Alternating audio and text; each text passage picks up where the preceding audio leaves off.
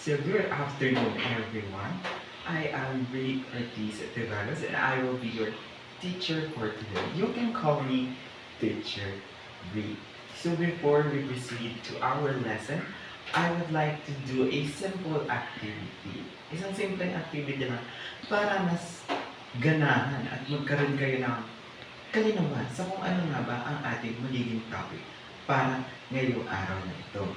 So, ang gagawin lamang po natin is ipipikit lamang po natin ang ating mga mata at try to imagine the things that I'm going to say. So, imagine these things. The first one would be a purple caravan. The next one would be the chirping of the birds. The next one would be the smell of the soil after a rain or the petrichor. The next is the sweetness of a chocolate. And lastly, we have a fluffy cat or dog. Na-imagine na po ba ng lahat? So with this activity, ano kaya ang magiging topic natin para sa araw na ito? Tama po. That is right.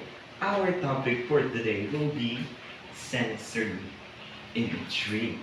So before we proceed to our topic, let us know what are our objectives for today. These are our objectives. So at the end of this lesson, the students are expected to, number one, or letter A, learn the different types of sensory imagery. Second will be, or the letter B, is to formulate sentences containing sensory imagery. So be ready po kasi maggagawa po tayo ng ating sentence na merong imagery or sensory imagery. The last one is to develop a positive attitude towards learning the sensory imagery. So, ngayong alam na natin ang objectives, let's proceed to the discussion proper. So, sensory imagery. Ano na bang sensory imagery? So, sensory imagery is a literary device that writers employ for the readers to engage. Ito ay ginagamit ng mga manunulat para maipasok sa isipan ng mga mambabasa kung ano ang kanilang ipinahihiwatig sa kanilang mga isinusulat. So, this sensory imagery explores the five human senses or yung ating mga senses. The first one would be the sight, the smell, the taste, the hearing, and the touch. So, in addition, sensory imagery uses descriptive language. So, it uses the adjectives, the adverbs to fully create the image in a human brain. So, ginagamit po natin ang mga salita na nag-describe katulad na lamang po ng a purple Carabao. Ang Carabao ay purple. May ipapasok po natin sa isipan natin ang isang purple na Carabao. And now, let us learn the five types of the sensory imagery. So there are five types of the sensory imagery, namely visual imagery, auditory imagery, olfactory imagery, gustatory imagery, and tactile imagery. So let's proceed in learning visual imagery. So what is visual imagery? Visual imagery is everything that you see. Kung ano po ang ating mga nakikita is ito po ay pumapasok sa visual imagery. And it attributes to the different attributes like color, the size, the shape, the lightness and the darkness, the shadow and the shade of all. So, as an example of this is a round watermelon. So, if we imagine the thing, makakabuo tayo sa isipan natin from the word itself na round, makakabuo tayo sa isipan natin ng isang bilog na pakwan. And that is the visual imagery. Nagigets po ba ng lahat? Thank you po.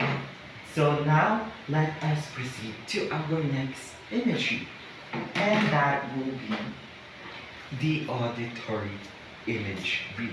Saan naman kayang sense ito papasok? Or ano kayang sense natin ang tinatamaan nito? Well, auditory imagery, from the word audio, pertains to the imagery that describes the way things sound. So ito naman po ay sa ating pandinig or sa ating sense of hearing or our ear.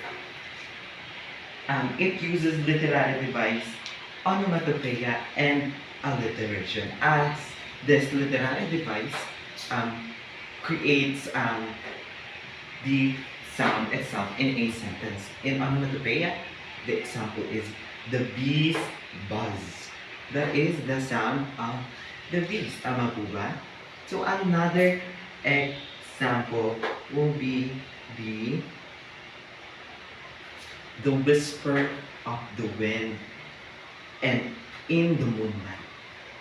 So, pinaliliwanag po nito na super tahimik nung hangin sa isang gabing mabuwan or madilim.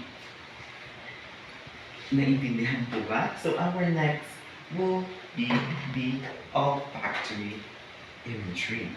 So, ano nga ba ang atake naman nitong olfactory imagery? So the olfactory imagery is used when writers want to appeal to the reader's sense of smell. Kung ano po ang ating mga naaamoy, ito po ay mapapabilang sa olfactory imagery. Ang kadalasan lamang po na nagiging problema is nito at ng kasunod natin, which is the gustatory imagery, is that they both use the word sweetness in different manner.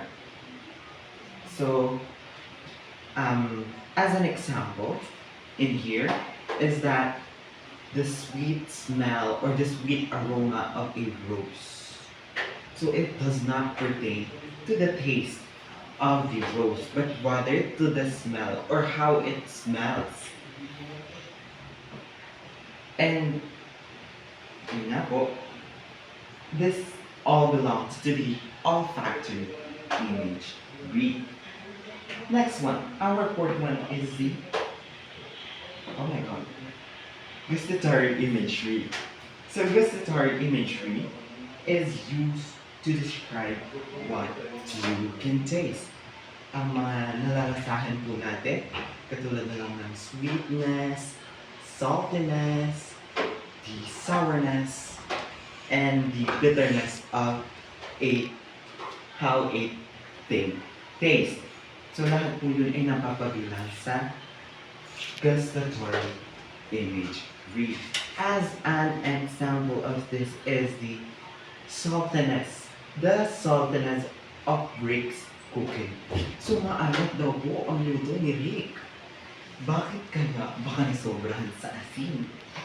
And another thing is it includes all the flavors itself. And the umami, which I don't know what it is, but the umami as well as the texture of the food. Lastly, we have the tactile imagery. The tactile imagery. We have the smell, the sight, the hearing, the taste, and now we have the sense of touch. So tactile imagery pertains to the imagery that creates image in our mind by describing everything that you can feel, from the smoothness to the roughness to how a thing is spiky.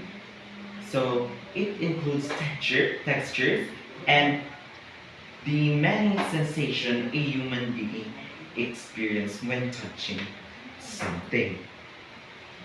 As an example of a um, tactile imagery is the raw, prickly texture of a cactus. So, i-describe lamang po nito na ang surface ng isang cactus ay matusok-tusok at saka magaspang.